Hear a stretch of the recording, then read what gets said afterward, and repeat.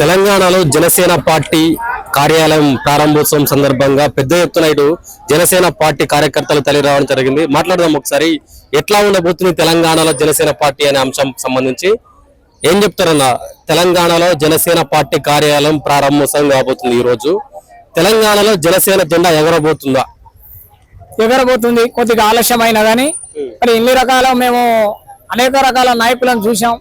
వాళ్ళ పాలన మీద విరక్తి పుట్టి మేము పార్టీలు మార్చుకుంటా, చాలా మంది పార్టీలు మార్చుకుంటా, సరే వేరే వాళ్ళు పదవి కోసమో డబ్బుల కోసమో ఆశతోటి మారొచ్చు, కానీ మేము ఒక మంచి వ్యక్తి కోసం ఈ రోజు ఇన్నేళ్లుగా ఎదురు చూస్తున్న సమయం, ఆ ముహూర్తం ఆసన్నమైంది. ఈ రోజు పార్టీ ప్రారంభోత్సవ కార్యక్రమం. అదే విధంగా ఇది మంచి శుభ సంకల్పమైన రోజు అని మేము భావిస్తున్నాం. మేము జన సైనికులు ఎక్కడ కూడా పవన్ కళ్యాణ్ సార్ చెప్పినట్టు, అన్నయ్య గారు చెప్పినట్టు ఎక్కడ కూడా ఏ అభిమాని కూడా ఎక్కడ మాట జారకుండా, ఎక్కడో ఆవేశంలో ఎక్కడన్నా కొద్దిగా అభిమానంతో అది కొద్దిగా అతిగా ఎక్కడన్నా పొరపాటు జరగచ్చు తప్ప పవన్ కళ్యాణ్ అన్న చెప్పినట్టు 100% ఎక్కడ కూడా ఎవరికి హాని చేయకుండా, ఎవరు విమర్శించినా వ్యక్తిగత విమర్శన, మన లోపాలు ఉంటే దాన్ని సరి చేసుకుందాం, స్వాగతిద్దాం. వ్యక్తిగత విమర్శ వాళ్ళు చేసినా గానీ వేరే వాళ్ళకు కూడా మనం వాళ్ళ మీద కూడా మన మంచి దృక్పథంతో, మంచి శుభ భావనతో ఉండాలి. వాళ్ళను మనం వ్యతిరేకించొద్దు. వాళ్ళు మనం ఒక మాట అన్నా గానీ మనం ఈ తిట్లు మనం వాళ్ళను అసభ్యకర పదజాలం వాడొద్దు. వాళ్ళు వాడినా ఏం కాదనేది ఎంత మంచి భావన అంటే చాలా దృఢ సంకల్పంతో, చాలా మంచి పట్టుదలతో పవన్ కళ్యాణ్ సార్ ఈ రోజు ఈ జనసేన పార్టీ ఆఫీస్ ప్రారంభిస్తున్నారు. ఇది నాకు తెలిసి చాలా ఆలస్యమైంది అనుకోవచ్చు. ఎందుకంటే ఆంధ్రప్రదేశ్ లో మీరు వార్డు నెంబర్ గెలవలేరు, అది గెలవలేరు, ఇది గెలవలేరు అని చెప్పి ఈ రోజు డిప్యూటీ సీఎం అయ్యేదాకా కొంత సమయం పడుతుంది. చరిత్రలో మీరు ఏది చూసినా ప్రతి ఒక్క రాజు కూడా వాళ్ళ యొక్క జ్ఞానోదయం అవ్వడానికి కూడా చాలా సమయాలు పట్టినాయి. అదేవిధంగా ఈ భారతదేశ దేశ రాజకీయ చరిత్రలో ఇంత మంచి నాయకుడు, ఇంత స్పాంటేనియస్, ఇంత దృఢ సంకల్పం, ఇంత పట్టుదల, ఇంత సమయ స్ఫూర్తి, ఇంత తెగింపు, ఇంత త్యాగం అనేది నాకు తెలిసి ఏ నాయకుడిని చూడలే. మేము ఒక సోను సూద్ మాటలు అక్కడక్కడ విన్నాం. సోను సూద్ వాళ్ళు కూడా మంచి వాళ్ళని కూడా మేము మానవతా దృక్పథంతో కూడా వాళ్ళ సహాయాన్ని గుర్తిస్తాం. ఇంకోటి ఏంటంటే ఇంత సమయస్ఫూర్తితోటి సాయం చేసే కోట్లలో లక్షల్లో తాను తెలిసి భగవద్గీత జ్ఞానాన్ని ఈ భూమి మీద ఫాలో అయ్యేది ఒక పవన్ కళ్యాణ్ అన్నని. ఎందుకంటే ఇవన్నీ చెప్తున్నారు పవన్ కళ్యాణ్ గురించి. సో ముఖ్యంగా ఇది తెలంగాణలో ఒక పార్టీ బలపడాలంటే తెలంగాణ వాదం చాలా ఇంపార్టెంట్. సో జనసేన పార్టీకి తెలంగాణ వాదమే లేదు. ఏ రకంగా తెలంగాణలో బలపడుతుందనే అంశం తెర మీదకి వస్తుంది. నాకు తెలిసి పవన్ కళ్యాణ్ అభిమానులు పవన్ కళ్యాణ్ కోరుకున్నట్టు ఈ తెలంగాణలో పవన్ కళ్యాణ్కి అనుకూలమైన అనుచరులు వాళ్ళే ఈ పార్టీని బలంగా ముందుకు తీసుకెళ్తారు.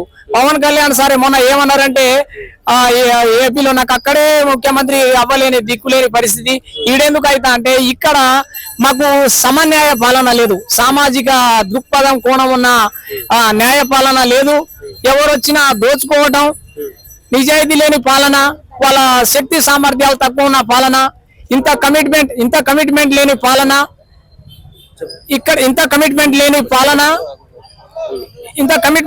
పాలన, ఒకళ్ళని చూసి ఒకళ్ళు దోచుకోవటం.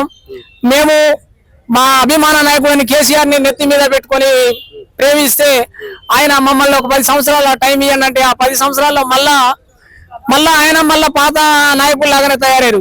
ఇప్పుడున్న ఈ రేవంత్ రెడ్డి వాళ్ళు కూడా ఈ చాకచక్యమైన నైపుణ్య శక్తి లేదు, చాకచక్యమైన నైపుణ్యం శక్తి కలిగిన రాజకీయ నాయకుడు అంత అనుభవం సరిపోవట్లేదు. ఈ ఉన్న బడ్జెట్ లో ఆయన పాలన చేయడం రాలే. నాకు తెలిసి నేను నమ్మదగ్గ ఏకైక వ్యక్తి పవన్ కళ్యాణ్. ఆయన అనుచరులు కూడా తెలంగాణలో ఆణిముత్యాలు బయటకు వస్తారు, మంచి రాజకీయ నాయకులు వస్తారు. అడ్డగోలుగా విమర్శించడం కాదు, మనం తక్కువ మాట్లాడాలి, ఎక్కువ పని చేయాలి, సమాజ సేవకు ఎక్కువ చేయాలన్నట్టుగా. నేను ఆల్మోస్ట్ చిన్నపాటి లీడర్ని, ఇంతవరకు మ్యారేజ్ కాలే. నేను కూడా సామాజిక న్యాయంతో సమాజంలో సేవ చేయాలనే దృక్పథంతో చాలా బలంగా పట్టుదలతో ఈ రోజు ఇక్కడ ఈ పార్టీ ఆఫీస్ మల్కం చెరువు సమీపంలో మణికొండ ఈ పార్టీ ఆఫీస్కి రావడం జరుగుతుంది. ఎందుకంటే సమాజంలో విరక్తి పుట్టింది, వేరే నాయకులు ఏమడిపోయి వాళ్ళ పాలన లేక మంచి వ్యక్తి ఈ రోజు మాకు దొరికారు. ఆయన పాలన ఆయన అడుగుజాడల్లో నడిచి సమాజ శ్రేయస్సు కొరకు ఓ స్వామి వివేకానంద, ఓ అబ్దుల్ కలాం, ఓ అంబేద్కర్ లాగా ఈ వర్షన్ మైండ్ సెట్ ఉన్న పవన్ కళ్యాణ్ పార్టీలో మేము ఈరోజు ఈ పార్టీ ఆఫీసు మేము జాయినింగ్ అవ్వటం, ఇక మా సత్తా ఏందో, మా నైపుణ్యం ఏందో, మా శ్రమ ఏందో సమాజ సేవకి అంకితం చేస్తామని చాలా బలంగా మా గళాన్ని వినిపిస్తున్నాం మీకు.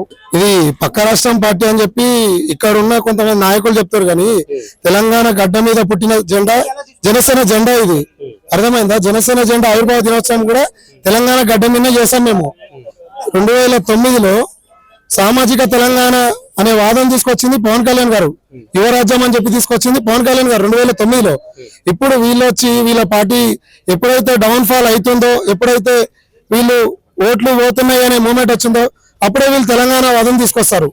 తెరపైకి తెలంగాణ వాదం తీసుకొచ్చి తెలంగాణ ప్రజలను మభ్య పెట్టడం కోసము ఈ ప్రస్తుతం ఉన్న ప్రభుత్వమే గాని గత ప్రభుత్వ నాయకులే గాని కొత్త పార్టీలు తీసుకొస్తారు. కొత్త పార్టీలు తీసుకొచ్చి ఏం చేస్తారు? వాళ్ళు వాళ్ళ పార్టీ హైప్ కోసము జనసేన పార్టీ మీద పడుతున్నారు. జనసేన పార్టీ మీద పడే ముందు మీరు ప్రజలకు ఏం న్యాయం చేశారు? మీరు ఏ సమస్య పైన కొట్లాడారు? అది మీరు చెప్పండి ఫస్ట్. జనసేన నాయకులు కానీ జనసేన అధినేత పవన్ కళ్యాణ్ గారు కానీ ప్రతిరోజు ప్రజా సమస్యల పైన తెలంగాణకు వర్షం వచ్చినప్పుడు లాక్డౌన్ టైంలో కూడా తెలంగాణకు 50 లక్షలు, ఏపీకి 50 లక్షలు, వర్షం వచ్చినప్పుడు ఇక్కడ 50 లక్షలు, మళ్ళీ తెలంగాణకు 50 లక్షలు, ఇలా ప్రతి ఫండ్ అయినా పర్సనల్ గా తన సొంత డబ్బులు ప్రజల సమస్యల పైన స్పందించి ఇస్తున్నాడు. అలాంటప్పుడు మీరు అతను ఎందుకు వ్యతిరేకిస్తున్నాడు? మీకు అంత దమ్ముంది, ధైర్యం ఉంది అంటే ఎదుర్కోండి, పొలిటికల్ గా ఎదుర్కోండి. ఎందుకు పర్సనల్ గా మీరు ఆయన తీసుకుంటారు? మీరు ఆయన మీరికి రావద్దు అని మీరు సిస్టర్ వేసినప్పుడే మీరు ఓడిపోయారని అర్థమైపోయింది మాకు.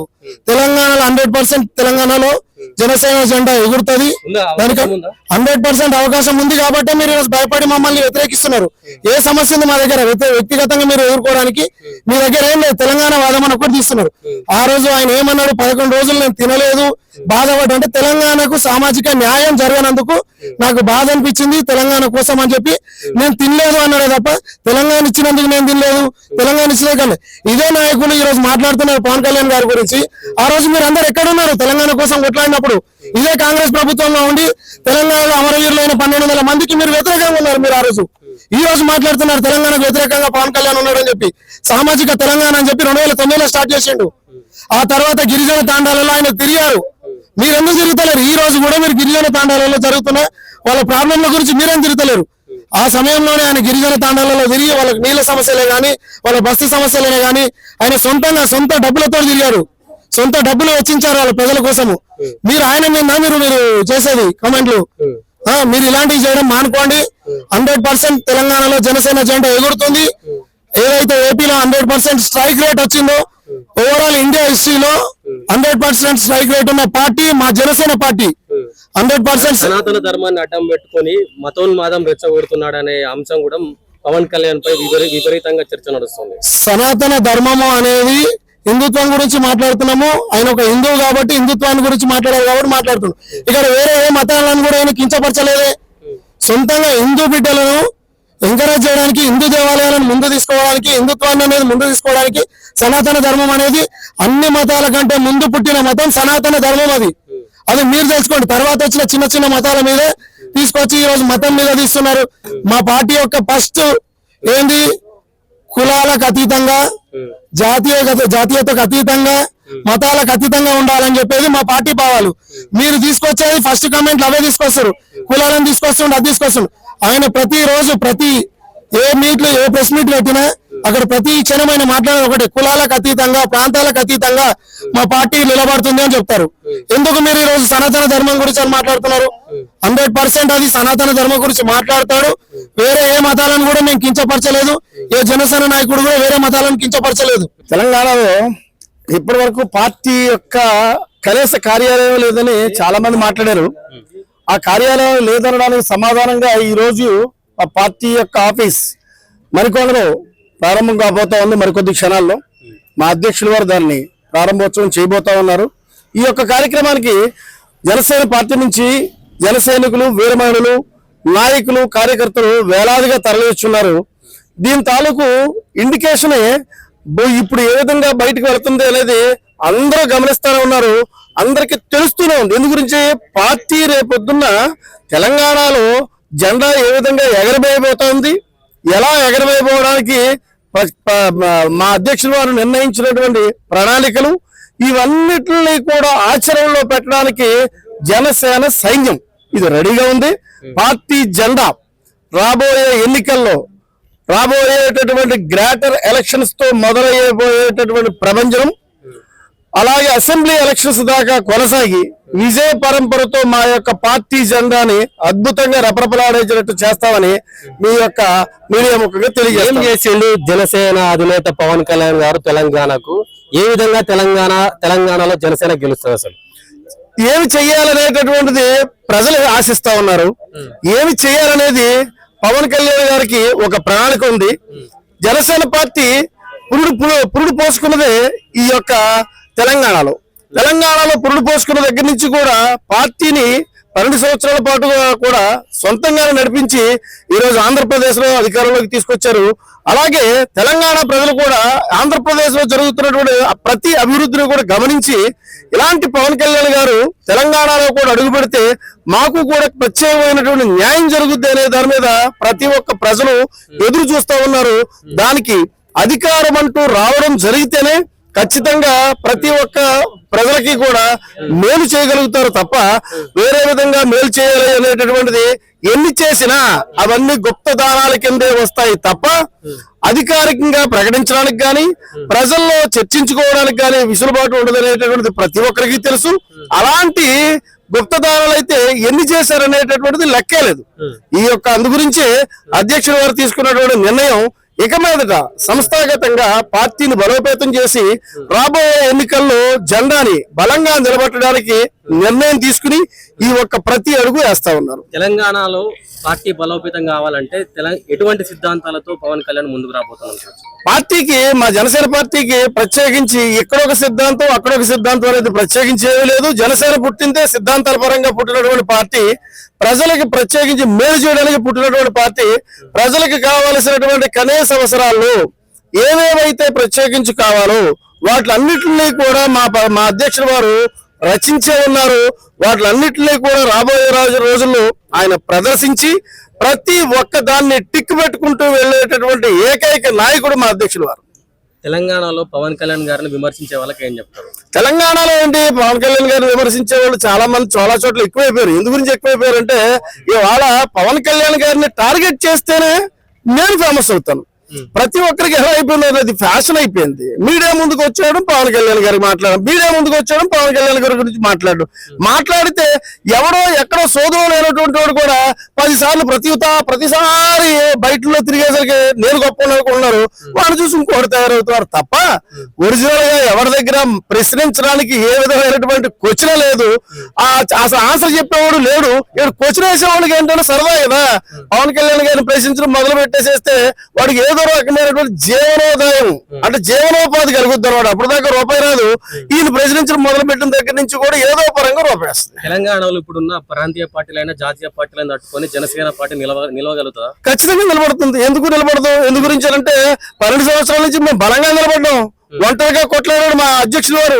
ఈ రోజు పార్టీని ఎన్నో రకాల ఒడిదుడుకులు ఎదుర్కొని అడ్డమైన మాటలు అంటుంటే కూడా ఇంట్లో వాళ్ళు తిడుతుంటే కూడా ఓపికతో భరించి అధికారంలోకి తీసుకొచ్చారు. 21 సీట్లు తీసుకుంటే 100% స్ట్రైక్ రేట్ తోటి వెనక్కి తగ్గి సీఎం అయ్యే అవకాశం ఉన్నప్పటికీ కూడా రాష్ట్రం యొక్క ఎదుగుదల ముఖ్యం అనుకుని ఈ తద్వారా కేంద్రంలో ఒక కీలో పోషించి ఇటు రాష్ట్రంలో గాని అటు కేంద్రంలో గాని సుస్థిరమైనటువంటి పరిపాలనని అందించడంలో ముఖ్య భూమికి పోషించినటువంటి మా అధ్యక్షుల వారు వెనక్కి తగ్గబట్టే ఈ రోజు పరిస్థితులన్నీ కూడా సజావుగా సాగిపోతా ఉన్నాయి. ఇలా వెనక్కి తగ్గినటువంటి నాయకులు ఎంతమంది వారు ఒక్కసారి వారి ముఖాలు అద్దాల్లో చూసుకుంటారని మీ మీడియా ముఖంగా తెలియజేస్తా ఉన్నాను. ముఖ్యంగా నేను చెప్పేది ఏంటంటే జనసేన పార్టీ తెలంగాణలో బలోపేతం ఎలా అవుతుందన్నాను కదా. పవన్ కళ్యాణ్ గారు దేశంలో ఎప్పుడు లేని విధంగా ఏ పార్టీ లేని విధంగా క్రియాశీలక సభ్యతలు చేశారు. దాన్ని తెలంగాణలో మా ఒక్క హుజూర్నగర్ కాన్స్టిట్యున్సీలోనే 4 వ్యక్తులకి 5 లక్షల రూపాయలు చొప్పున వాళ్ళ కుటుంబాలకి చదువుకున్నాడు. అలానే ఈ రోజున 1,50,000 మంది జనసేన పార్టీ కార్యకర్తలు క్రియాశీలక కార్యకర్తలు సభ్యత్వం తీసుకొని పార్టీ కోసం అహర్నిశలు కష్టపడితే యాక్టివ్ గా ఉన్నారు. అటువంటి జనసేన పార్టీ తెలంగాణలో బలం పుంజుకోవడం పెద్ద విషయమేం కాదు. అలానే జనసేన పార్టీని మీరు అడ్డుకుంటున్నారని చెప్పారు కదా, జనసేన పార్టీని ఎవరు అడ్డుకున్నా సరే, ఎటువంటి రాజకీయ విధ్వంసాలు సృష్టించినా సరే పవన్ కళ్యాణ్ గాని రాజకీయ విద్వేషాలు సృష్టించేదే పవన్ కళ్యాణ్ అంటున్నారు కదా. ఏ విధంగా సృష్టిస్తే పవన్ కళ్యాణ్ అంటే సనాతనం ఆంధ్ర పెత్తనం మధ్యనే తెలంగాణ ఆంధ్ర విడిపోయింది. ఇలా ఆంధ్ర పాలకులు సపరేట్ ఉన్నారు, తెలంగాణ పాలకులు సపరేట్ ఉన్నారు. మళ్ళా ఆంధ్ర నాయకుడు వచ్చేసి తెలంగాణలో పెత్తనం సృష్టించేది ఏందని అంటున్నారు. ఆంధ్ర పెత్తనం ఆంధ్ర నాయకులు అనేది అర్థమని మేము చెప్పేది అంటే, అరే పిచ్చోళ్ళారా, జనసేన పుట్టింది ఇక్కడ రా బాబు, జనసేన పార్టీ పుట్టింది 2014 మార్చి 14న జనసేన పార్టీ పుట్టింది ఇక్కడ. జనసేన పార్టీ ఇక్కడ పుట్టిన తర్వాత ఆంధ్ర వెళ్ళింది. ఓకేనా, అక్కడ మేము కష్టపడ్డాం, ఉద్యమాలు చేస్తాం, ఉద్యోగాలు చేస్తాం, అన్ని చేసి మేము ఈ రోజున డిప్యూటీ సీఎం అధికారంలో కూర్చున్నాం.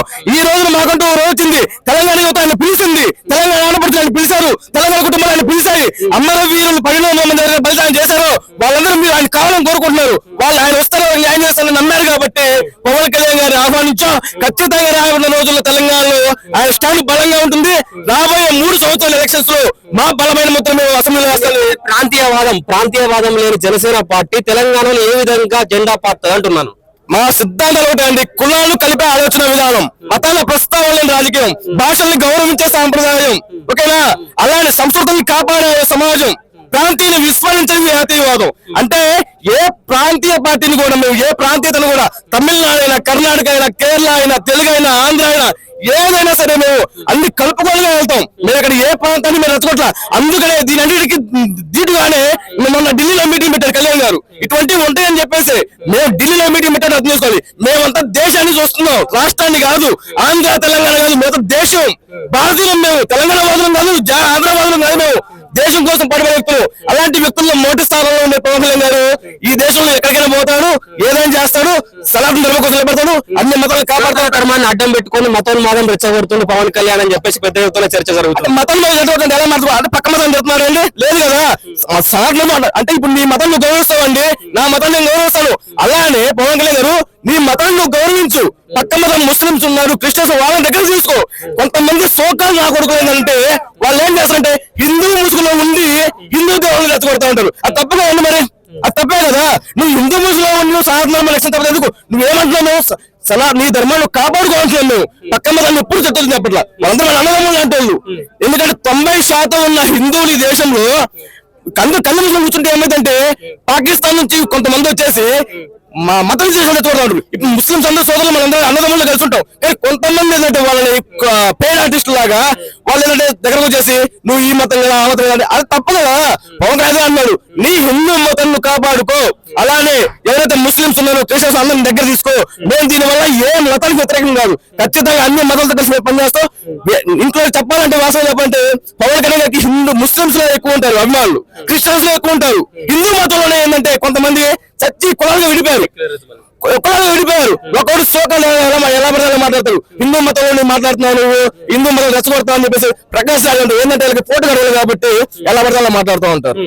అంటే ముఖ్యంగా తెలంగాణ మీద ఎంతో అక్కస్తో ఉన్న పవన్ కళ్యాణ్ ని తెలంగాణ రాణియం, తెలంగాణలో తిరగనీయం అని చెప్పేసి మొన్నటి వరకు కొంతమంది నాయకులు చెప్పారు కదా. ఇలా కార్యాలయం కూడా ప్రారంభోత్సవం అవుతుంది. సో ఏం చెప్తారు అటువంటి విమర్శించే నాయకులు? సార్ పవన్ కళ్యాణ్ గారిని తెలంగాణ కాదు సార్, ఈ దేశంలో ఏ చుట్టూ జమ్మూ కాశ్మీర్కి వెళ్ళి ప్రచారం చేయమని సరే మగవాడు ఎవరైతే పవన్ కళ్యాణ్ గారు చేయగలరు. ఎందుకంటే ఆయన దాపద్దంలో ఎవరికి లేదండి. నిస్వార్థంగా నిజాయితీగా పనిచేస్తున్న వ్యక్తిని ఎవరు ఆపుతారండి? ఎందుకు ఆపుతారు? ఆపాడు మొన్న ఆగాడా, ఆపాడు కదా, ఆగాడా, ఆంధ్రలో ఆపాడు, ఆగాడా, దెబ్బగా పవన్ పడిపోయారు. రేపు ఎలా భవిష్యత్తు అంటే పవన్ కళ్యాణ్ గారిని గెలుక్కోవడం అంటే నీ గొయ్యి నువ్వు తీసుకున్నట్టు అండి. బెదిరించడం కాదు, బెదిరకండి. మేము ప్రజలండి, మేము ఓట్లేసి మేమే కదా. అరే ప్రజల కోసం పనిచేస్తున్న వ్యక్తి నువ్వు అడిగిపోతే మేము చూడవా, మేము ఓట్లు వేస్తావా? మేము వేస్తామండి ఓట్లు. వాస్తవానికి మేము చాలా మంది ఇంకా చేసిన పట్ల మా పార్టీ యాక్టివ్ లేదని చెప్పేసి కాంగ్రెస్ పార్టీకి టీఆర్ఎస్ పార్టీకి ఓటేశారు. ఎప్పుడు వేస్తాము మేము? ఎందుకు వేస్తాం మేము? మా పవన్ కళ్యాణ్ గారికి మీరు వ్యతిరేకం చెప్పి మేము ఎందుకు వేస్తాం? మీకు ఓట్లు మీరు ఓట్లు మమ్మల్ని పవన్ కళ్యాణ్ గారికి వేస్తాం. మాకు పవన్ కళ్యాణ్ కావాలి, తెలంగాణకి పవన్ కళ్యాణ్ కావాలి. మీ ఆటలు సాగు మీరు వెళ్ళిపోవాలి. ఇంకా